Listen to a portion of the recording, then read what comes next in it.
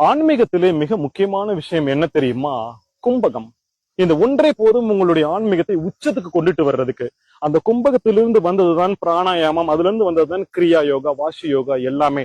இந்த கும்பகம் மட்டுமே போதும். நீங்க பஸ்ல போறப்போ, ரோட்ல போறப்போ, நடந்து போறப்போ, எங்கேயாவது உட்கார்ந்துருக்கீங்க பார்க்ல, அப்பவே நீங்க கும்பகம் செய்யலாம். உங்களால முடிஞ்ச அளவுக்கு ஒரு 3 நொடி அல்லது 5 நொடி நல்ல காத்த மூக்குல உறிஞ்சி உள்ள வச்சுக்கோங்க. அப்படியே அடுத்து என்ன பண்ணணும்னா அப்படி தம் கட்டணும். உங்களால எவ்வளவு நொடிக்கு தம் கட்ட முடியுமோ, அது 60 செகண்ட் தாண்டி போனாலும் பரவாயில்ல, 1 நிமிஷத்தை தாண்டி போனாலும் பரவாயில்ல, நல்லா தம் கட்டி வச்சுக்கோங்க. தம் கட்டிட்டு அதுக்கப்புறம் மெதுவா, டபக்குன்னு விட்டுறக்கூடாது. டபக்குன்னு விட்டீங்கன்னா போச்சு.